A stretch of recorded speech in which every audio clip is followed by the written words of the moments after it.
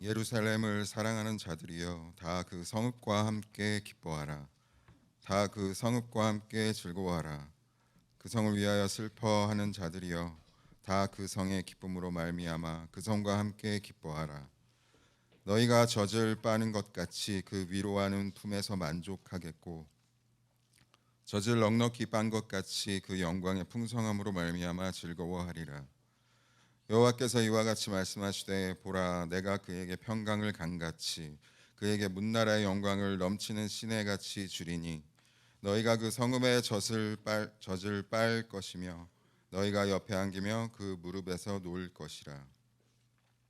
어머니가 자식을 위로함 같이 내가 너희를 위로할 것인즉 너희가 예루살렘에서 위로를 받으리니 너희가 이를 보고 마음이 기뻐서 너희 뼈가 연한 풀의 무성함 같으리라. 여호와의 손은 그의 종들에게 나타나겠고 그의 진노는 그의 원수에게 더하리라. 찬송하리로다. 그는 우리 주 예수 그리스도의 하나님이시요 자비의 아버지이시요 모든 위로의 하나님이시며 우리의 모든 환난 중에서 우리를 위로하사 우리로 하여금 하나님께 받는 위로로서 모든 환난 중에 있는 자들을 능히 위로하게 하시는 이시로다. 그리스도의 고난이 우리에게 넘친 것 같이 우리가 받는 위로도 그리스도로 말미암아 넘치는도다.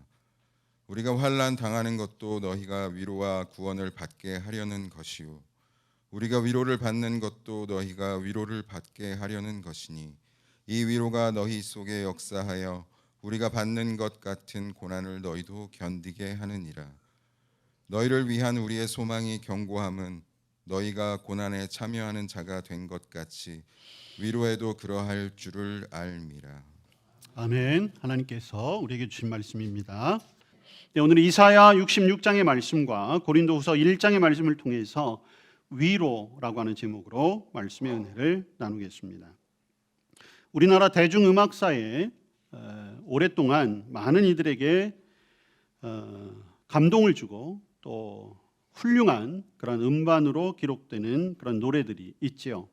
그 가운데 하나가 우리나라 대표적인 남매 가수라고 할 수 있습니다.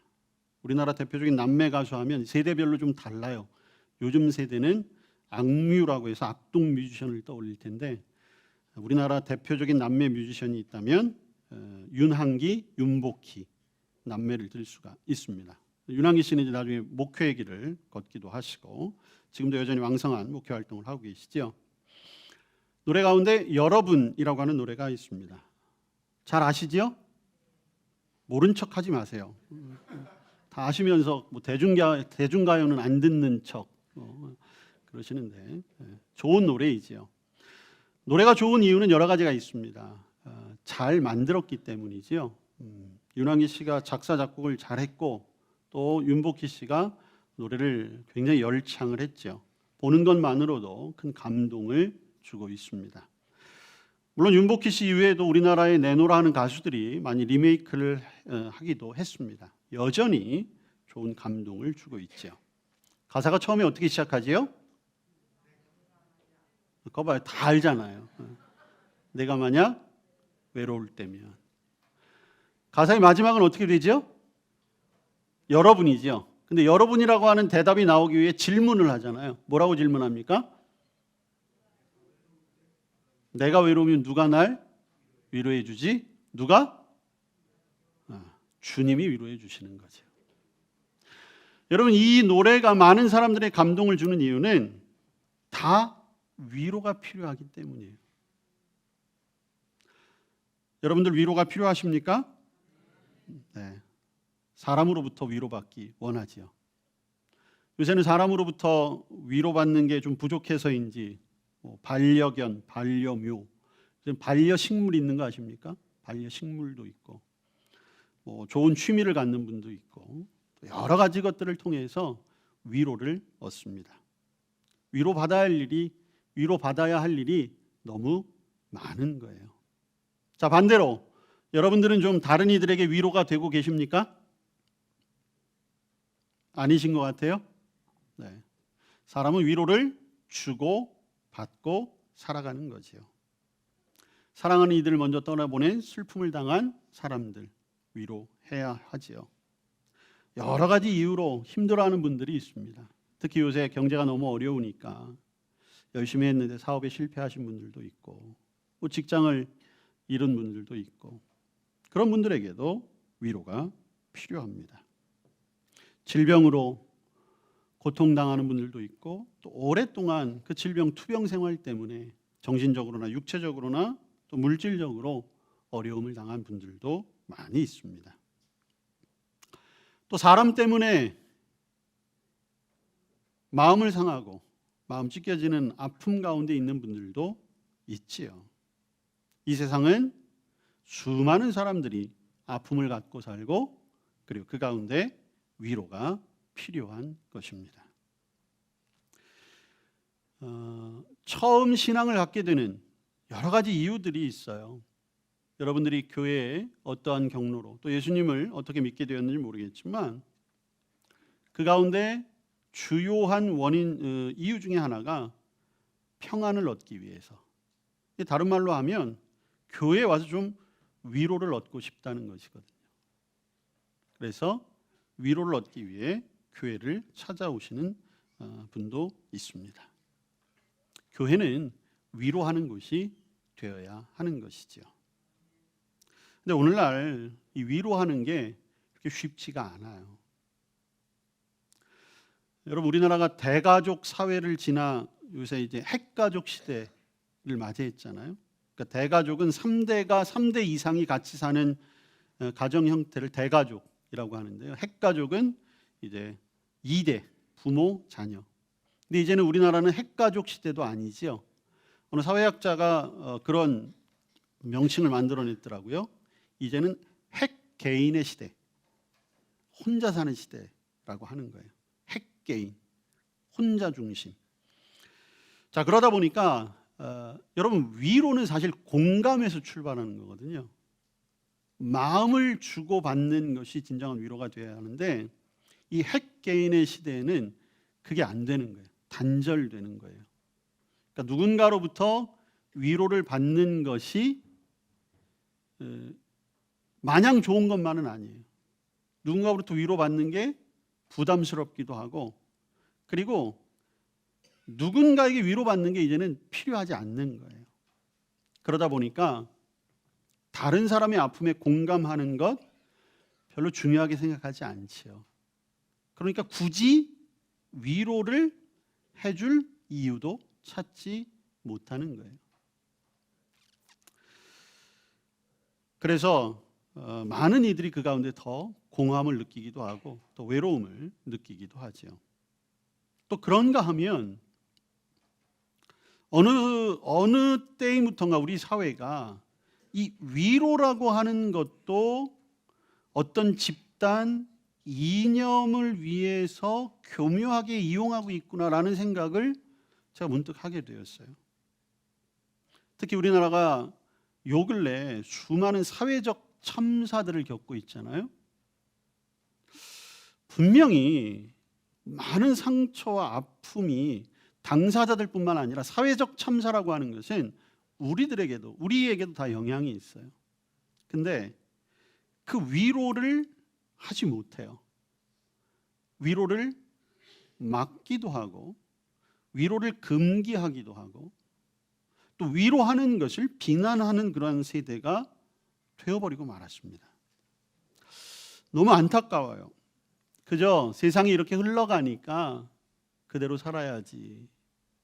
원래 세상은 각박하니까 그렇게 넘어가기에는 너무나 안타까운 세대를 우리가 살아가고 있구나. 그런 생각을 해보게 됩니다. 여러분, 우리 아버지 하나님이 유일하신 위로의 근원이 되심을 믿으시기 바랍니다. 우리가 여러 곳에서 위로를 찾지만 진정한 위로는 하나님에게서 오는 것이에요. 오늘 우리가 이사야 66장 말씀을 읽었습니다. 이사야서의 제일 마지막 부분인데요. 이사야서는 그 내용에 따라서 1, 2, 3 이렇게 나누기도 하고, 그리고 분명히 그 예언의 형태가 좀 바뀌어지기도 하는데 결국에 가서 이사야서가 주는 메시지 중요한 두 가지가 회복과 위로예요. 그래서 오늘 이사야 66장에도 나오지만 이사야 40장에도 보면 하나님께서 너희는 위로하라, 내 백성을 위로하라 이렇게 말씀하시기도 했어요. 또 이사야 51장 12절에 보면 하나님이 직접 이렇게도 말씀하세요. 너희를 위로하는 자는 나다. 그러니까 이스라엘 백성들의 그런 고난 가운데 너희를 위로할 수 있는 자는 바로 나야. 이렇게 하나님께서 자신을 드러내시기도 하셨어요. 여러분, 예수님께서 마태복음 5장에서 팔복 선언, 팔복의 말씀을 하시잖아요. 근데 거기에 보면 애통하는 자는 복이 있나니 저희가 위로를 받을 것이다. 그러니까 위로가 하나님이 주시는 복 가운데 하나예요. 8가지 복 가운데 하나가 바로 위로가 있는 것이죠. 또 바울 사도는 로마서 15장에서 뭐라고 얘기했습니까? 12장에서 즐거워하는 자들과 함께 즐거워하고 우는 자들과 함께 울라. 이게 위로거든요. 여러분, 우리 하나님이 위로의 하나님이신 줄로 믿으시기 바랍니다. 위로는 하나님께로부터 받는 것이 진정한 위로예요.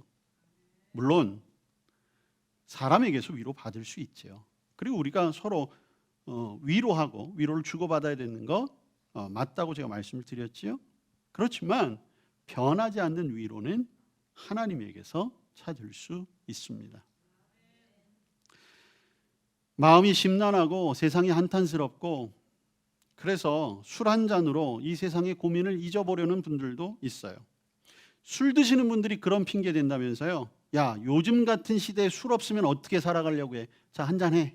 그리고 다 잊어버려. 우리도 한번 그렇게 해볼까요? 어떤 분들이 그런 얘기 하더라고요. 교회 다니는 사람들이 술을 안 먹어가지고 술 먹고 한 번 대판 싸워야 그 다음부터 서로 지지고 볶고 안 하는데 교회 다니는 사람들이 그걸 못 해가지고 계속 쌓아놓고 살아간다고. 우리 송구영신 예배 때 한번 해볼까요? 그럼 우리 교회가 부흥이 될까? 그날만큼은 엄청나게 부흥이 될지도 모르겠지만 여러분, 그런 것들로 위로를 얻을 수 있는 게 아니죠. 진정한 위로는 오직 하나님께로만 오는 것입니다. 여러분, 위로라고 하는 말 사전을 찾아보니까 괴로움을 씻어주고 마음을 즐겁게 하는 일, 혹은 또 이렇게 얘기하더라고요. 낙심하고 절망한 자를 긍휼히 여기고 그 마음에 새 힘을 주고 격려하는 것, 그게 위로예요. 이 위로라는 말, 성경에는 성경이 이제 헬라어로 쓰여져 있는데 파라클레시스라고 하는 단어인데요. 여러분 좀 익숙하지 않으세요? 여러분, 이 파라클레시스가 위로라고 하는 아주 주요한 단어인데 여기에는 곁으로 부르다라고 하는 의미가 있어요. 그러니까 위로라고 하는 것은 곁에 있을 때 의미가 있다는 거예요. 곁에 있을 때. 그래서 여러분, 요한복음에서 예수님께서 성령을 보혜사라고 말씀하셨거든요. 근데 이 보혜사가 헬라어로 파라클레토스예요. 단어가 비슷하지요. 비슷할 수밖에 없는 게 어원이 같아요. 그러니까 위로라는 말과 보혜사, 사실 보혜사 자체가 뜻이 그거잖아요. 곁에서 도와주시는 분. 아, 위로라는 게 이런 거구나. 곁으로 불러, 아니면 곁으로 다가가서 보살피고 권면하는 것, 그게 바로 위로라고 하는 것입니다. 결국 하나님이 위로가 되시는 것은 하나님이 우리를 하나님의 곁으로 불러주시거나 아니면 하나님이 우리 곁에 오셔서 우리와 함께 하시는 거예요. 여러분, 사람들 사이에서 그런 얘기 하잖아요. 너무 어렵고 힘들지. 걱정하지 마. 내가 있잖아. 내가 옆에 있어 줄게. 내가 지켜줄게. 그렇게만 얘기해도 힘이 되잖아요. 근데 성령님이 매일 우리 곁에서 그렇게 말씀해 주시는 거예요. 걱정하지 마. 내가 있잖아. 모든 고난과 역경 가운데서도 변함없이 지켜주시는 것이지요. 우리 하나님을 아버지라고 하잖아요. 우리 아버지는 전능하신 하나님, 아버지세요. 아빠는 못할 게 없어요. 다 해요. 슈퍼맨. 그런데 하나님은 어머니이시기도 해요. 어머니 하나님, 엄마 하나님이시기도 해요.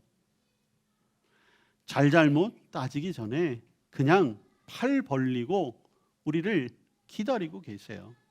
우리는 그 품에 뛰어들기만 하면 되는 거예요.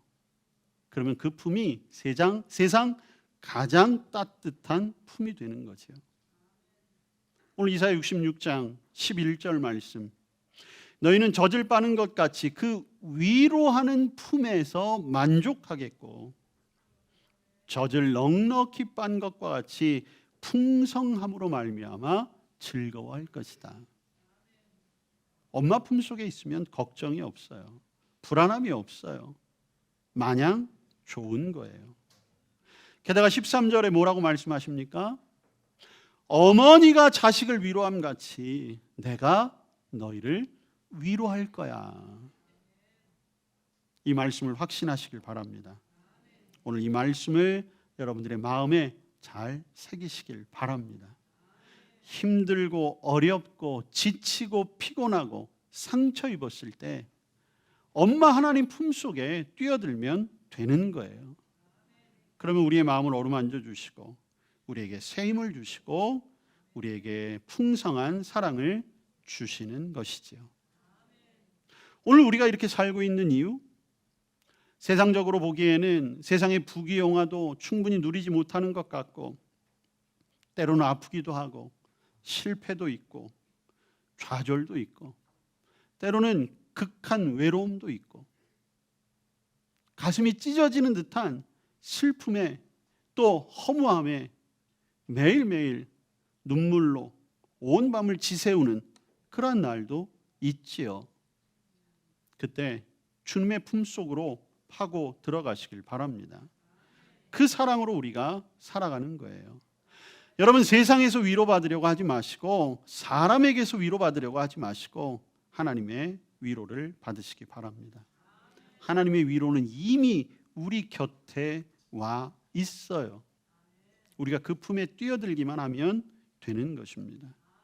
하나님의 위로는 그저 우리의 마음을 평안하게만 하시는 거 아니에요. 마음의 상처만 보다듬어 주시는 게 아니에요. 하나님의 위로는 능력이 있습니다. 힘이 있어요. 마치 충전하듯이 엄마의 품속에서 충전하고 다시 세상을 나갈 수 있는 힘을 얻는 것처럼 오늘도 주님께서는, 성령님께서는 우리에게 힘과 능력을 공급해 주시는 거예요. 여러분, 우리가 너무나 힘들고 지쳐서 기도할 힘조차 없을 때에도 성령님이 기도하신다잖아요. 탄식하며 우리를 위해 기도해 주신다잖아요. 그 힘이 우리에게 있는 것입니다. 여러분, 위로가 중요한 것은 위로는 그저 내 삶을 평안하게 파도 없는 잔잔함으로만 이끌어가는 것이 아니라 세상을 이길 수 있고 사탄 마귀를 이길 수 있는 힘의 근원이 되기 때문이에요. 여러분, 오늘 우리가 고린도후서 말씀을 읽었어요. 여러분, 고린도후서 아까 우리 집사님 봉독해 주시는데 위로라는 말이 계속 반복되잖아요. 오늘 3절부터 7절까지 읽었는데 그 가운데 위로가 몇 번 나오는지 혹시 아십니까? 10번 나와요. 10번. 왜 바울이 계속해서 이 이야기를 할까? 근데 위로를 얘기하기 전에 바울이 또 한 번 꺼내는 말이 있는데 그것은 바로 고난, 환난이라는 단어예요.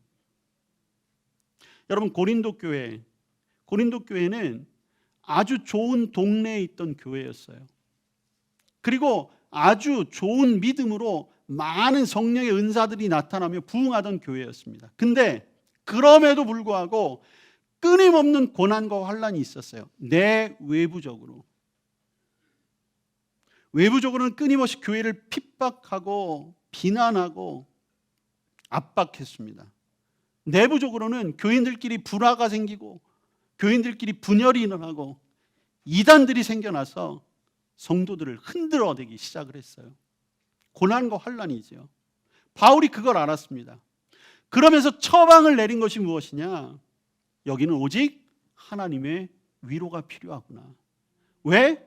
그 위로가 모든 고난과 환란을 이길 수 있는 힘이 된다는 것을 알았던 거예요. 바울 자신이 경험했거든요. 여러분, 예수님 당시에는 어땠습니까? 예수님 곁에도 수많은 사람들이 몰려들었잖아요. 가난한 사람들, 병든 사람들, 버림받은 사람들, 멸시받은 사람들. 그들은 각각 자기의 문제를 가지고 왔어요. 문제가 다 달라요. 근데 원하는 건 하나였어요. 그냥 예수님 앞에 와서 위로받기 원했던 거예요. 예수님이 마태복음 11장 28절에서 이 말씀하시잖아요. 수고하고 무거운 짐진 자들아 다 내게로 오라. 내가 너희를 쉬게 하리라. 근데 여기에 이 쉬게 하리라, 여기에 쓰여졌던 단어조차도 어떤 의미냐? 그 의미 안에 위로해 주신다라는 의미가 담겨져 있어요. 그러니까 주님이 쉬게 하신다는 것은 그냥 편안하게 누워서 그렇게 지내라는 의미가 아니에요. 위로해서 새롭게 나아가게 하신다는 것입니다. 여러분, 예수님을 믿는 거 마냥 좋은 일 아니에요. 예수님 믿어도 끊임없이 환난과 고난이 있어요. 우리의 죄 때문에도 그렇고 때로는 하나님께서 우리를 연단하시기 위해서도 고난과 환난을 주실 때도 있습니다. 예수님 믿는 것 때문에 세상에서 즐기는 것보다 불편할 수도 있어요. 여러분, 교회가 재밌습니까? 세상이 재밌습니까? 답을 못 하잖아요.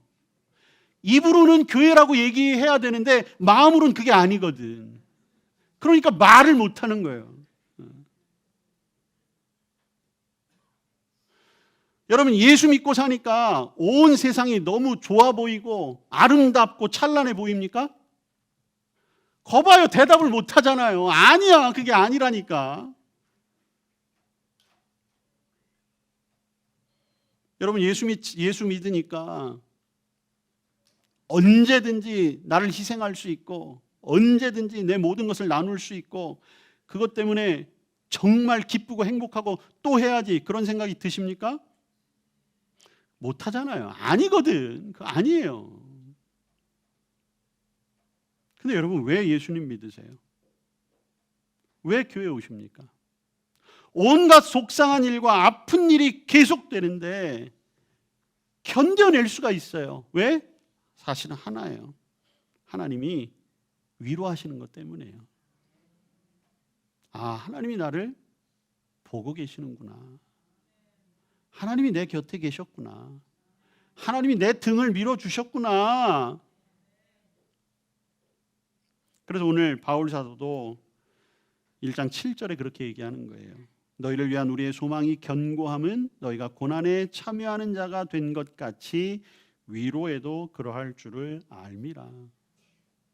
고린도 교회 성도들이 하나님의 위로를 받고 고난과 환난을 이겨내서 이제 세상을 나가 또 위로자가 되기를 원하는 바울의 기도, 바울의 마음도 담겨져 있는 것이지요. 오늘 성령께서 저와 여러분 위로하시기를 주님의 이름으로 축복합니다. 이미 많이 위로해 주셨어요. 고난 중에 우리를 위로하시고 우리를 이기게 하십니다. 세상의 많은 근심과 걱정, 고난 주님 앞에 내어놓고 하나님이 주시는 그 위로를 사모하시기를 바랍니다. 하나님은 위로하시는 것으로 그치는 것이 아니라 우리를 건져주시고 새롭게 하시고 또 힘과 능력으로 충만케 하셔서 이 세상으로 우리를 보내실 것입니다. 환난을 벗어나 근심이 없게 하시고 우리의 지경을 넓혀주시는 그 은혜와 축복이 저와 여러분의 삶에 충만하시기를 주님의 이름으로 축복합니다. 아멘. 주님, 우리를 위로하심에 감사합니다. 위로하심으로 힘을 얻게 하옵소서. 또한 우리도 이 땅 가운데 위로자의 삶을 살아가게 하옵소서. 예수님 이름으로 기도합니다. 아멘.